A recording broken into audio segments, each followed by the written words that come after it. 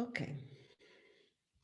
Okay, we are now in this session. Let's wait a little bit, not too much, for participants to join.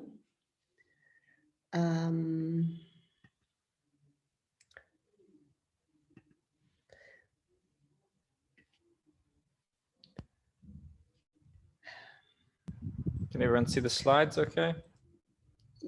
Yes, at least I can see. Let's wait 1 minute for people to join. Good morning. I am Donatella Castelli. I work at the Italian National Council of Research, and I work for the EOSC Secretariat project. And I will be chairing this breakout session 3 on community engagement. This section is has 5 presentations, as you can see. We have each presentation should be around 10 minutes. I ask to the presenters if they can reduce a little bit just to leave the time for, if possible, for 1 question. And at the end, we will have some time for question and answers.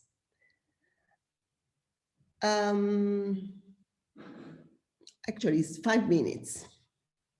So I had a different, it's 5 minutes, so it's even less. So please try to keep the time in such a way that we have time for question and answers.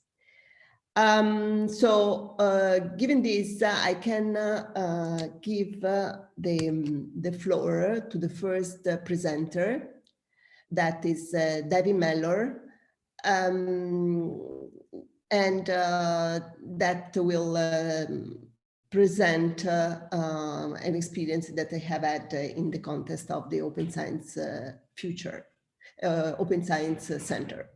So David, please, the floor is yours. Hello, good morning, everyone. I hope everyone can hear me and see me. My name is David Mellor from the Center for Open Science in the USA. I'm the Director of Policy Initiatives at COS, working on, right now, obviously, the ways to implement this vision that EOSC has, how to adopt new practices through incentives, better policies, and tools. Next slide, please. So in working towards this vision, we've frequently run into a collective action problem. And what that is we can describe to a group of researchers, to the scientific community writ large, a set of norms of how science ideally should occur.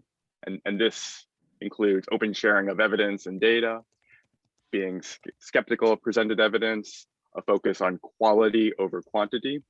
And you can contrast those with an opposite set of so-called counter norms, being secretive, dogmatic, and focusing on quantity over quality.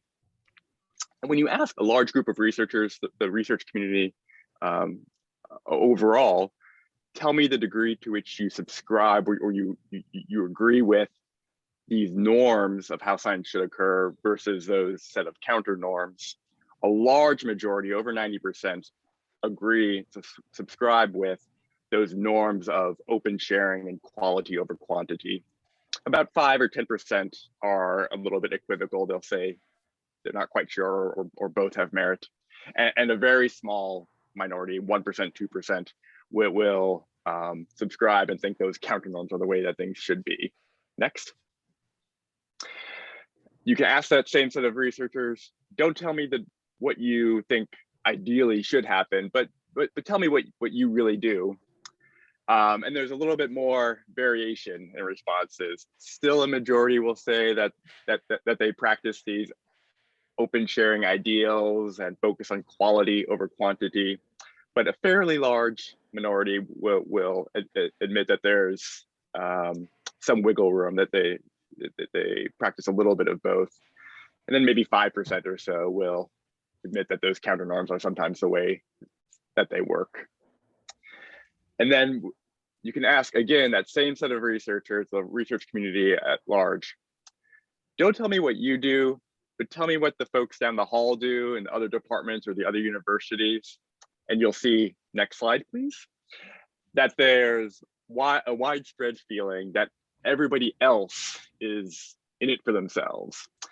All of one's peers or maybe competitors focus on being secretive, dogmatic, and focus on quantity over quality. And this is a real difficult environment in which to ask or advocate for these open science ideals that EOSC lays out. Many of these are perceived to be a potential risk because whereas I am very happy with, or I speaking generally, I'm very happy with these, the way that EOSC lays things out, everybody else isn't going to do it.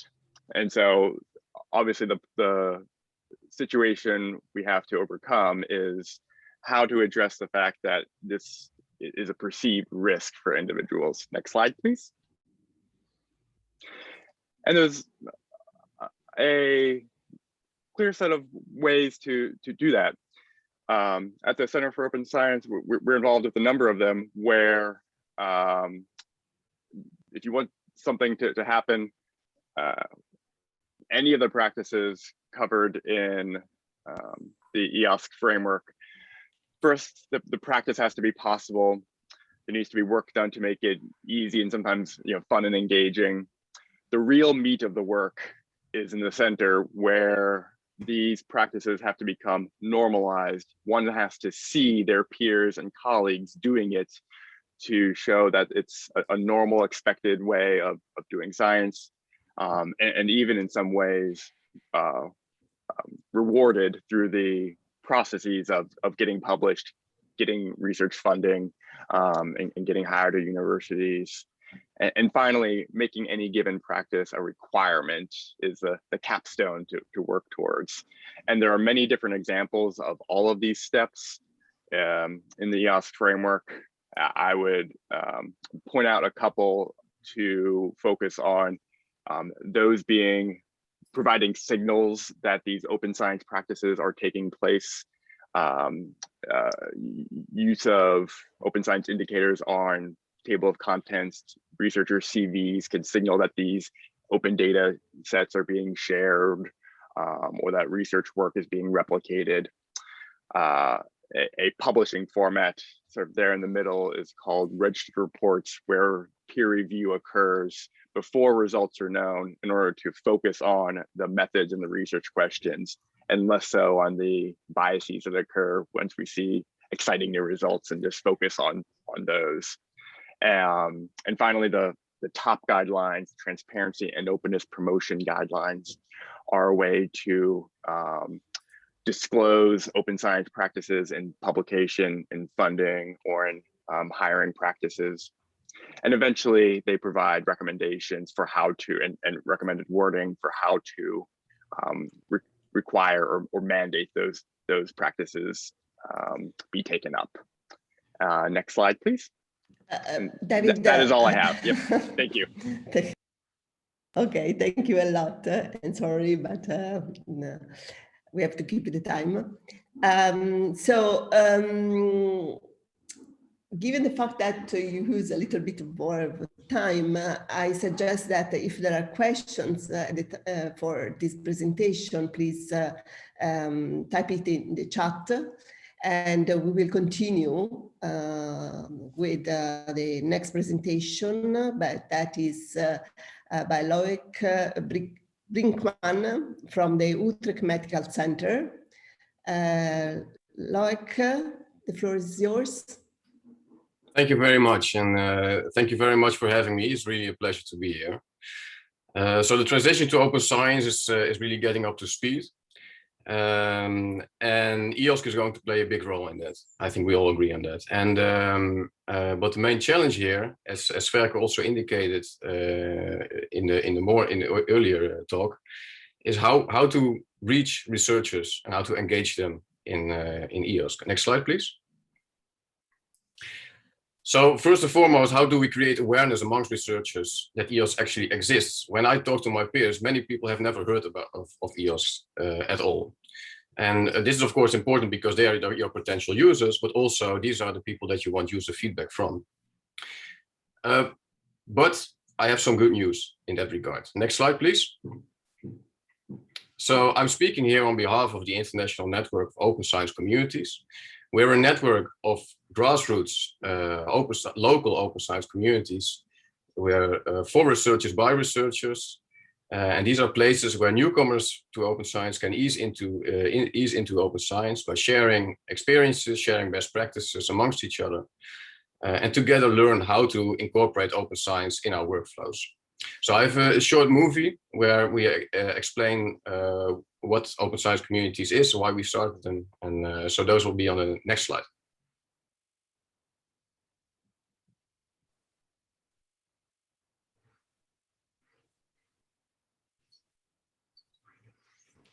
Do you guys hear the video? I think I may need to share the screen in a different way. Could you hear it? No, I don't hear. There's no sound. 1 second. Advanced.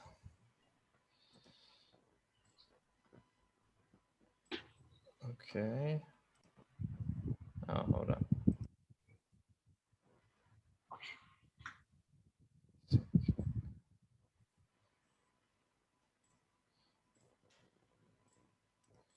Screen 2, and I share sound.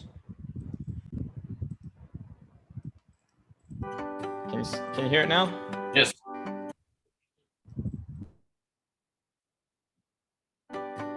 The global challenges that we're facing today show how strongly we depend on science. Therefore, it's crucial that scientific articles and data are immediately accessible to all. Currently, this is not how science is organized. This needs to change. So it is great and exciting and invigorating to see the energy coming from communities like the open science communities in the Netherlands to promote open science practices more broadly. They are the real engines of the culture change movement. In an open science community, you learn from colleagues who already took steps to make their research more open. We are all here to learn, meet, and cooperate. Community members are encouraged to engage with people outside academia, teaming up with citizens, patients, industries, or governments to increase the societal impact of their work. Communities cooperate with institutions, policymakers, and providers of research infrastructure to create an atmosphere where open science can flourish. In 2018, Loek and I started the Open Science Community Utrecht at our university. Colleagues from all disciplines and career stages quickly joined us, and we helped colleagues at other Dutch universities to set up their own communities and connect with us. At University Utrecht, we see the benefits of the open science community. They make open science, the program that I'm chairing in Utrecht, and make it very visible. And they help us engage people. They help also to shape the program. We are delighted to have them, and I think for every university in every town, it would be an advantage to have an open science community like that. The format of open science communities is not only spreading within the Netherlands, but also across the border, with local communities in Sweden and Ireland. Together, we form an international network of open science and open scholarship communities. Our network now consists of 13 local communities with over 700 researchers ready to put open science to practice. And we don't want to stop here. We want to see open science communities all over the globe. We need researchers like you to start a local open science community. We have an onboarding program to help you out. Go to our website, check out our starter kit and build your own local open science community in just 4 steps. These 4 steps: prepare and launch, grow and inspire,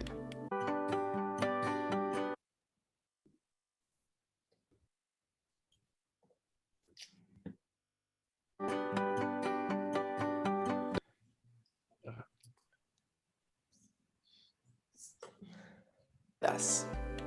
Okay, so where's the catch? Do we have to pay for our starter kit? No. All training and materials are available for free on the internet, so that everyone can benefit.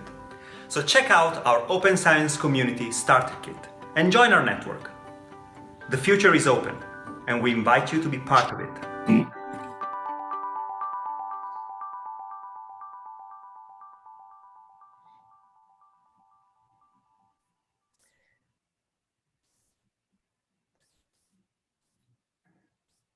So the good news is that we made this video earlier this year, and now already the network has been expanding. So we're now with over 1,000 researchers within our network, and now we also have local communities in Serbia and in Saudi Arabia, and we have interest from many more people across Europe who are also interested in setting up their open science communities. So I'm really happy with that.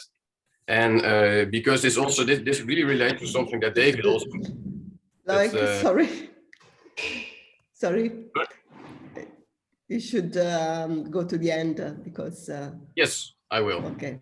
So okay, this relates to what David was saying, because how to make it normative, and I think this is what the open science communities are really about. So next slide, please.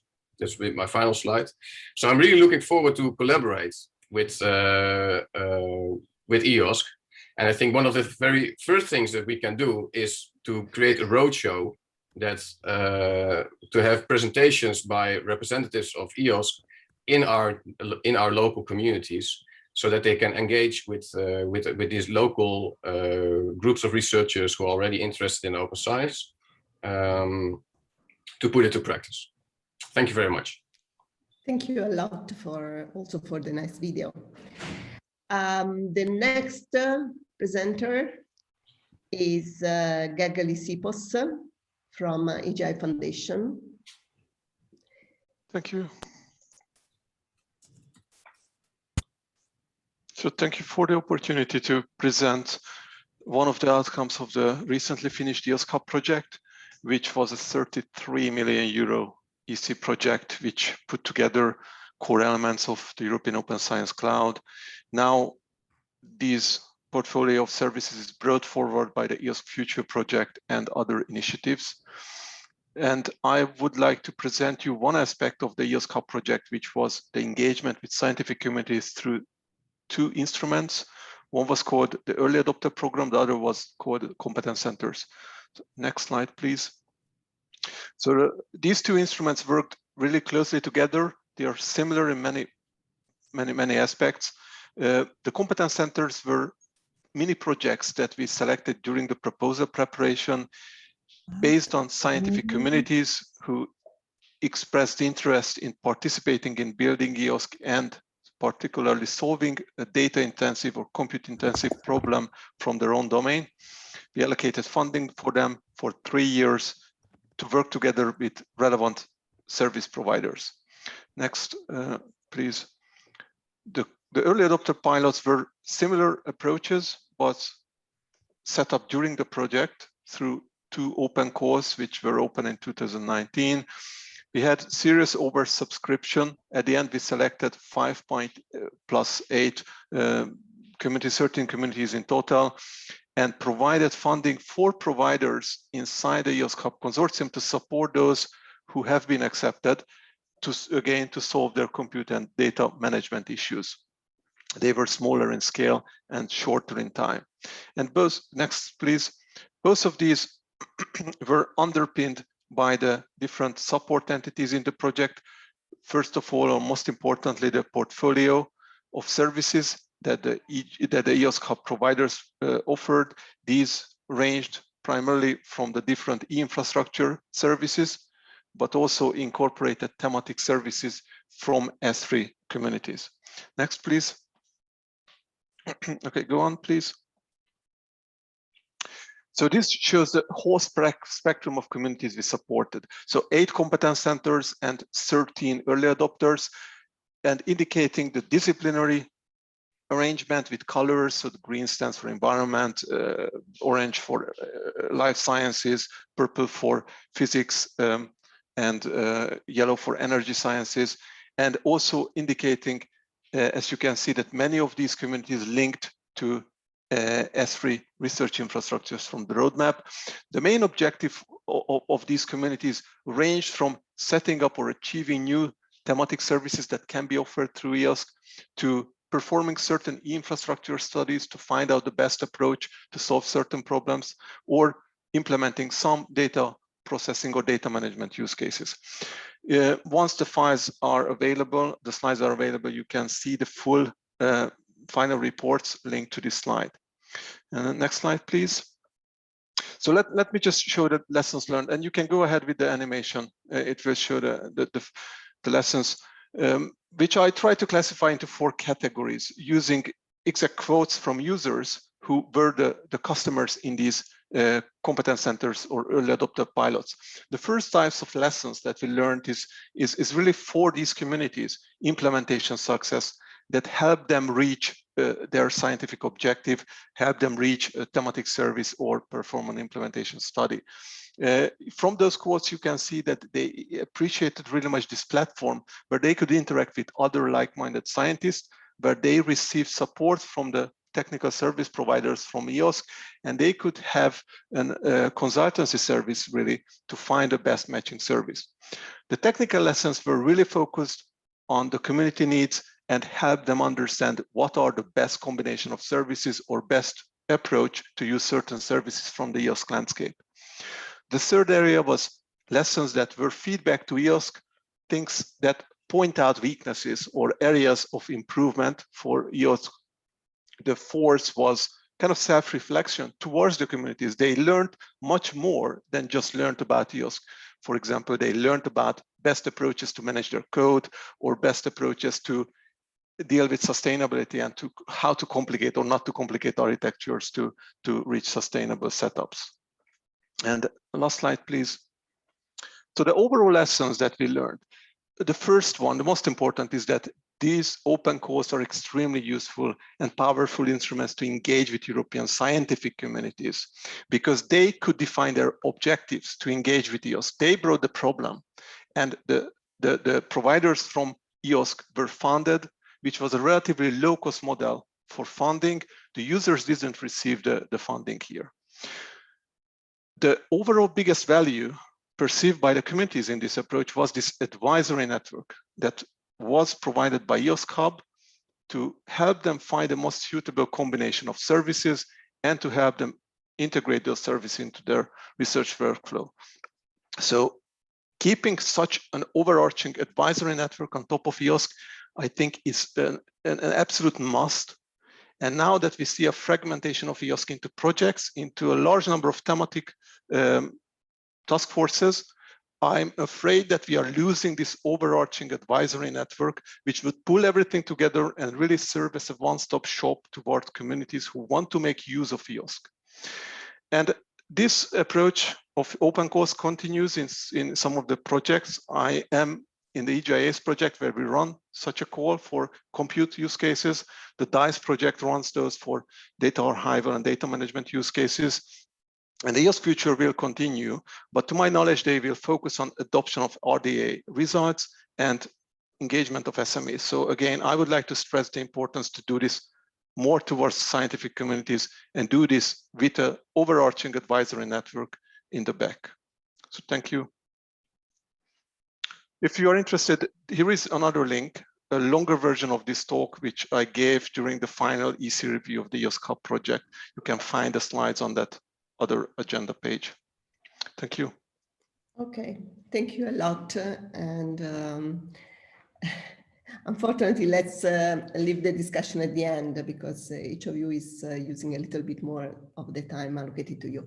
However, next presentation on RDA supporting disciplinary engagement in EOSC by Timea Biro. Timea, yes, you can start. Thank you very much. Thank you for having me today. My name is Timea Biro. I work with the Digital Repository of Ireland, and over the next few minutes, we're going to have a look at work that has been done under an initiative called RDA for EOSC, focusing on the assessment of the disciplinary engagement in EOSC. Next slide, please. Over the last few days, you've heard many times that EOSC is research-centered and is community-driven. We all know, though, very well that the research communities are a grouping that is very, very broad. It's very diverse and is often fragmented. This makes any assessment in a straightforward, quantifiable manner very challenging. The landscape is constantly changing, and any accuracy or completeness of such effort is really challenging. But what we have suggested through the RDA for EOSC initiative is an approach that is flexible and can be incremental and cumulative. So we have developed an assessment matrix where we have collected information about 15 disciplinary communities based on the Frascati categorization. And we have tried to visualize, based on a set of indicators, where the various disciplinary communities position themselves, and visualize that covering social enablers and technical enablers, or so the social and technical aspects of what engagement and what awareness and readiness levels means. We have covered things like disciplinary roadmap, training and skills program, consolidated domain initiatives, obviously also the technical side with infrastructure, services, and aspects related to interoperability and federation. In detail, we have looked also at 5 communities that were deemed as underrepresented. Next slide, please. What you see on your screen now is in detail a view of 2 of the underrepresented communities. So you have the chemical sciences on one side with a long-standing history in standards development, catalogs, vocabulary, so very strong on the interoperability side. On the other hand, you have the wind energy community that has a very good policy and governance standing, mostly due to the joint research program on wind that has provided the vision and the strategic objectives for the developments under this community. Now, we have collected data, and there is no unique pattern or either a consistent pattern to the development of the awareness and readiness levels within these communities. And that is where we are actually at this point. Next slide, please. We are collecting input from the community, and we are reviewing these assessments in an incremental way. So we are speaking to disciplinary representatives and ambassadors who are actually in the know and come from these communities and can provide a broader perspective of where the communities are actually situated. We encourage support from the EOSC initiatives and the projects that are taking forward the work on improving disciplinary engagement. Obviously, also the task force that has been set up and is going to look more into detail in this. But also there is another side, very consistent, forward-looking to this, as this work lays the foundation of what RDA is going to do under the upcoming EOSC-funded, EC-funded project called EOSC Future. I'm sure you've heard of it over the last few days. This activity under EOSC Future is going to look mostly at widening the engagement and also bringing the global dimension that RDA provides to this activity, and it's going to try to broaden that engagement beyond the research communities that are currently being served by either the ESFRI landmarks or the ESFRI projects. Next slide, please. If you are interested in the various components of this work, at the link that you see on your screen, you can find the visualizations and the various components of the assessment that I've tried to present in these few minutes. We encourage input from you. There's an open Google Doc that you can comment on, and there's also a spreadsheet that you can look at to understand the data that has been collected. And of course, next slide, please. the invitation is broad to contribute to RDA and use the RDA as a vehicle of in this journey of building capacity, awareness, and readiness, as it has close to close to a decade of history of working on these social and technical bridges that help sharing of data across geographical and also disciplinary boundaries. If you do have any questions, I'm more than available to answer them. Thank you for your time. Thank you, Timea. And now we go to the last presentation of this section. That is by Sai Holsinger from the EGI Foundation. Sai, the floor is yours.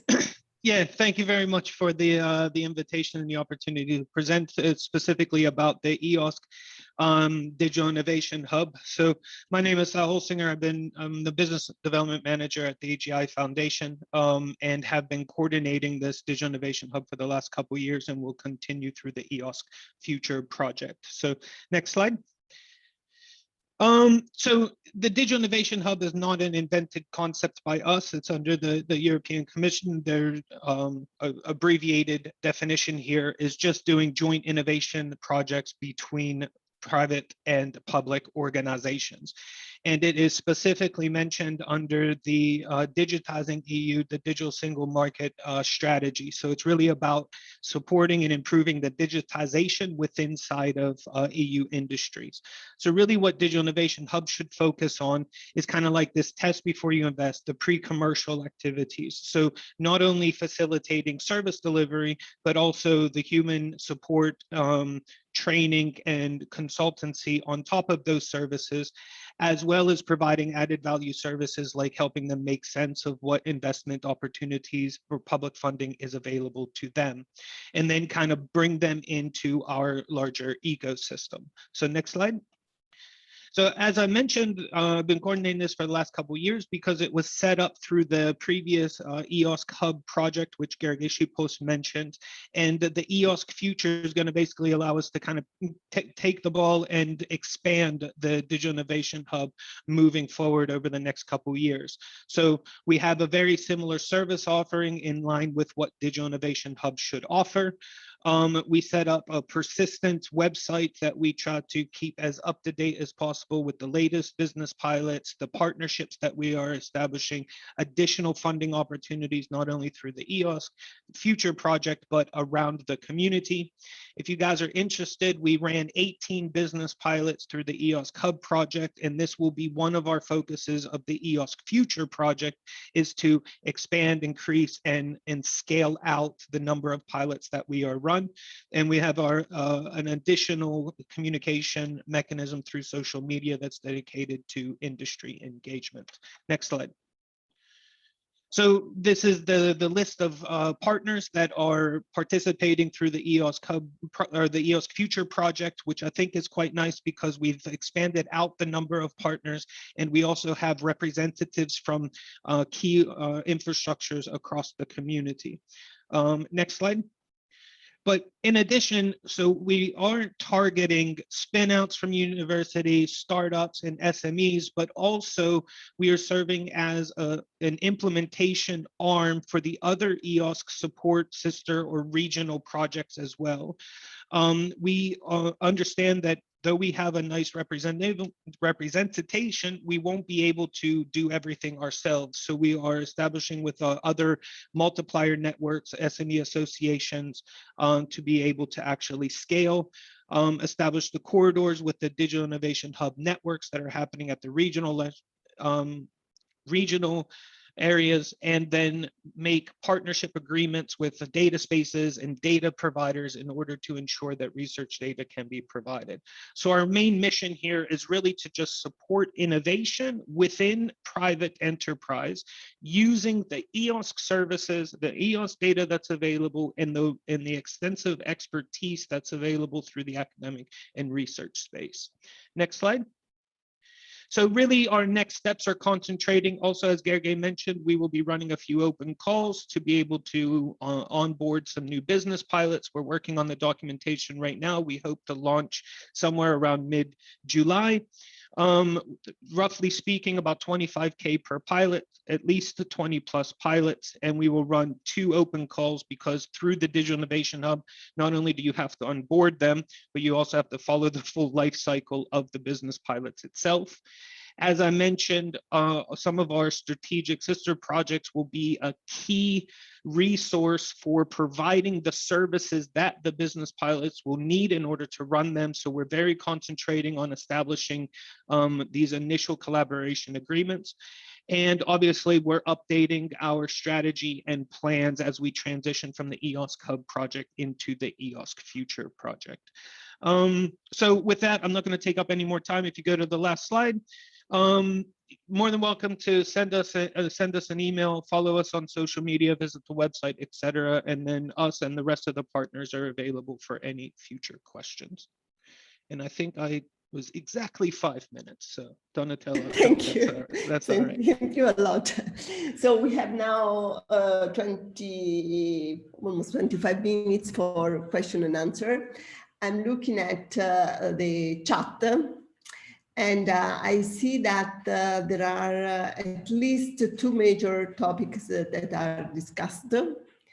One question that was actually raised by Ari asked me, and the question is what is asking if it is really necessary to market the EOSC services to the users as EOSC services. So he is wondering whether the researchers should know that this is a service for EOSC, or whether this should be instead market to the research performing organization, research infrastructure, and other service providers. Ari, I don't know if you can pose your question, but I think that is quite interesting one. So if you want to explain a little bit more about your question. I think you captured the main point. I think it was just about the comment about do the researchers know EOSC or not, and I'm just wondering, do they really need to know it? Good infrastructure is such that you don't know it, and as I put there in the chat as well, I was just wondering that I'm using right now a Zoom program, and the program works, but I don't know what kind of kernel modules it requires, and I don't care what kind of kernel this machine is running. So I'm just wondering, a lot of EOSC services are kind of lower level, and I really liked actually presentation by Gergely about kind of bringing them the scientists. So just thinking, how much do you think is necessary to really, especially for these low-level services, to really discuss with the researchers per se, or instead of kind of mid-level service providers? What do you think is the ratio here?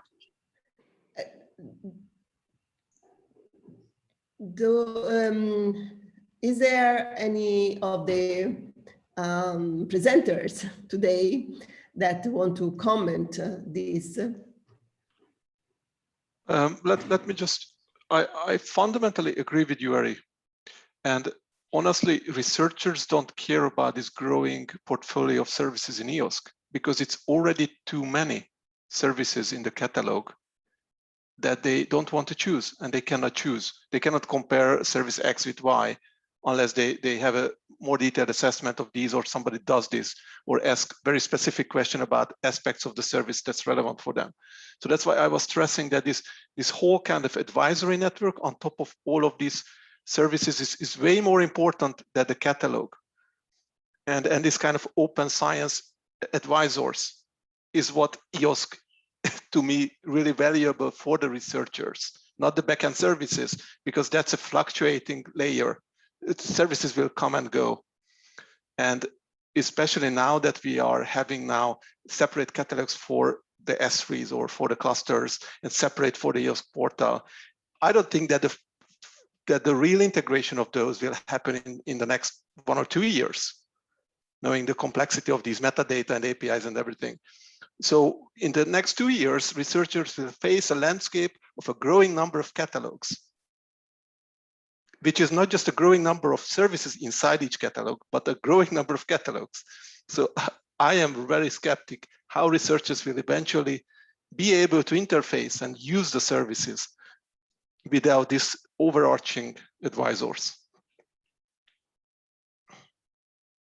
And by the way, these advisors can, as you say, should come from their local institutes or local clusters or local S3s.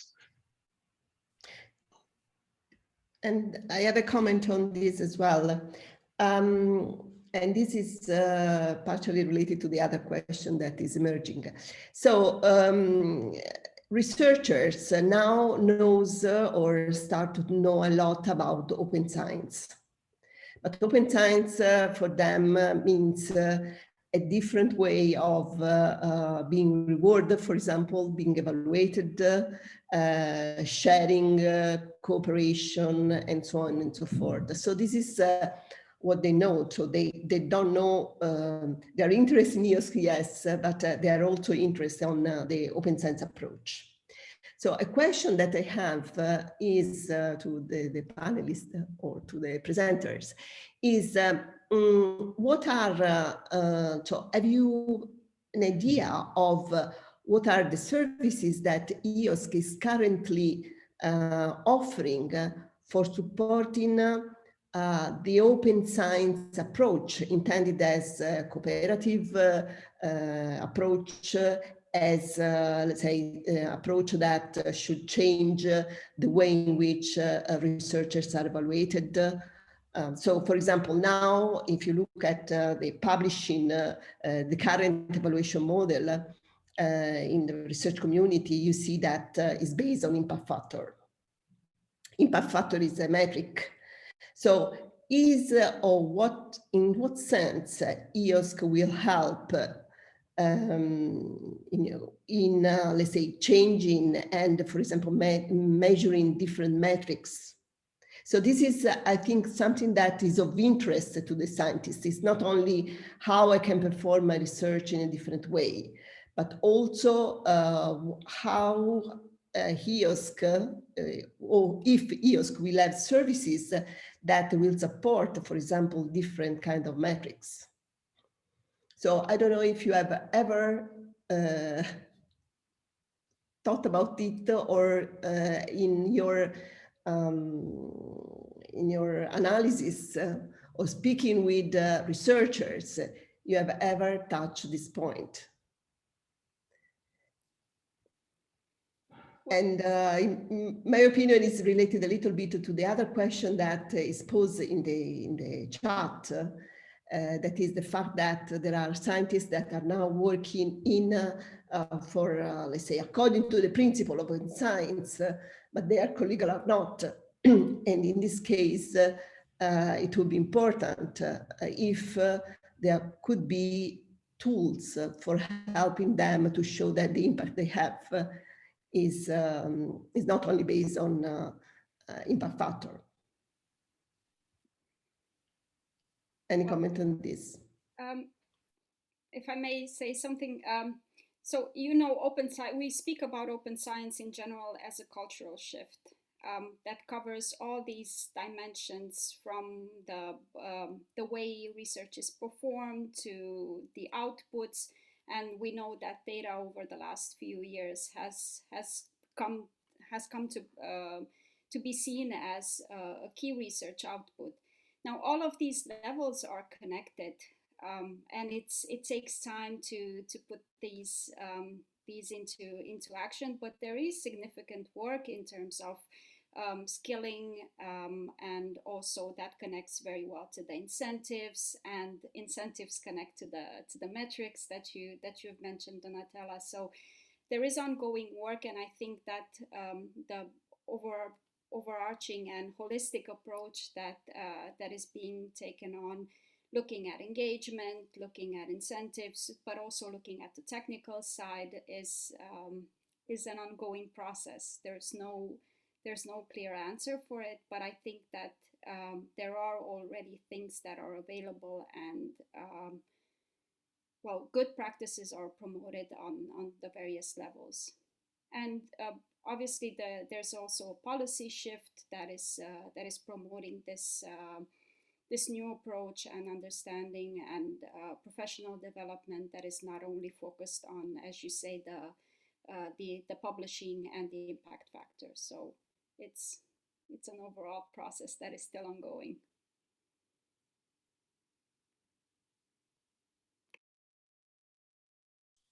And maybe I can also comment on that.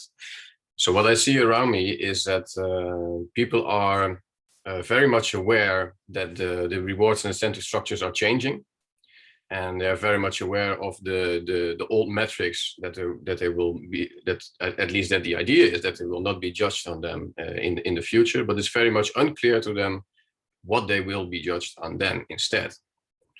And I think this is really problematic. I had a colleague of mine who was really proud that he published in a really high impact journal, and he was really happy about that. And I said, well, but our university has just signed DORA, so actually we're not looking at that anymore. And then he was really frustrated and said, but what do I then have to do to be excellent?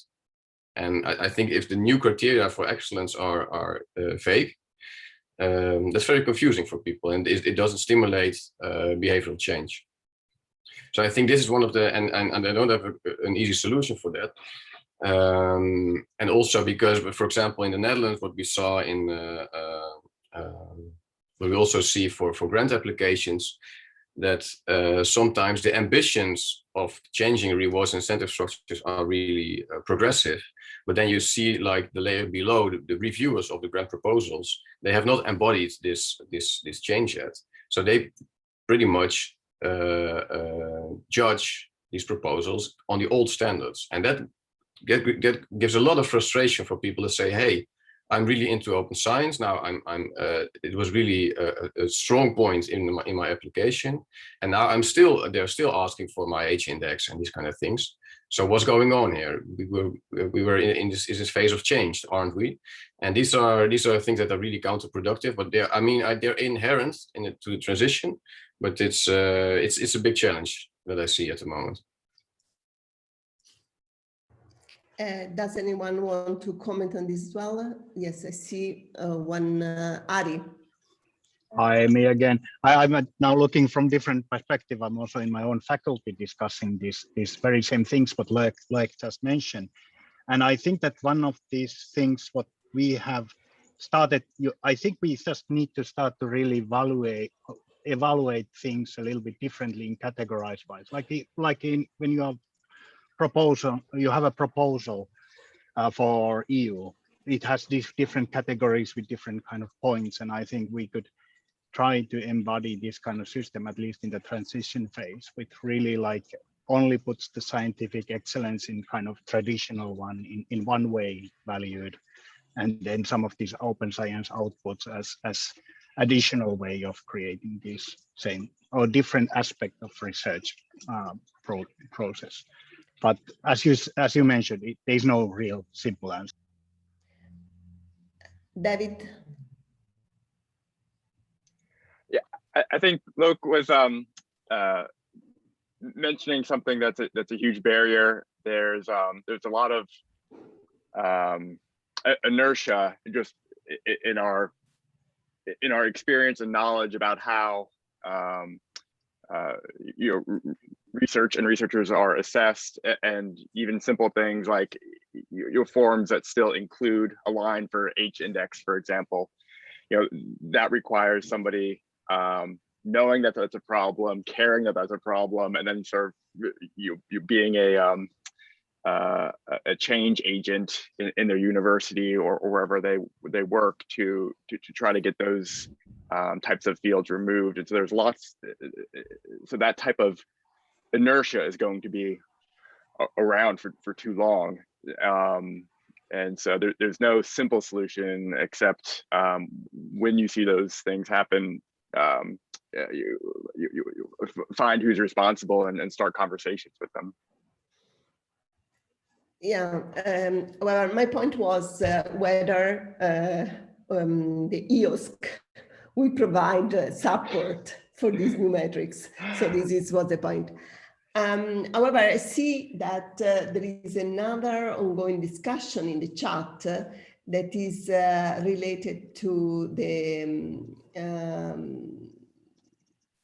digital industrial hub.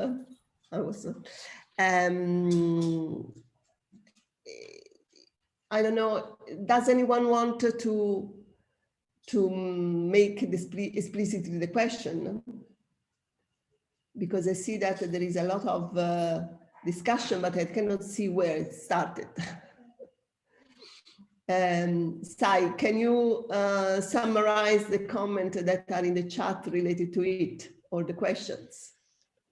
Yeah, so it was referencing the EDIH as this European Digital Innovation Hub network, which is formal. It's like a formal acknowledgement or recognition that is being decided inside of individual countries. So EDIH is kind of a little bit counterintuitive, because actually what they are national digital innovation hubs or regional digital innovation hubs that are being decided by the individual countries. So the question was, is the EOSC Digital Innovation Hub going to be applying for the funding which is underneath the Digital Europe program?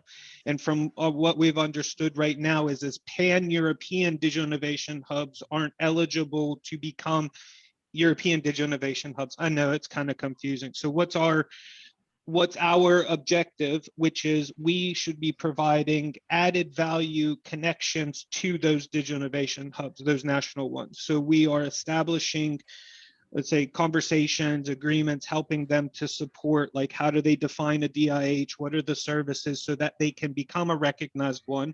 And then they can reference our digital innovation hub as increasing their network across Europe, which is seen as a value in the national digital innovation hubs. So whether or not we'll get direct funding remains to be seen. I have my doubts, but I think we'll be able to maybe have this kind of indirect support or network and then build things up over time. So that's the 2-minute intro to that, if that makes sense to people.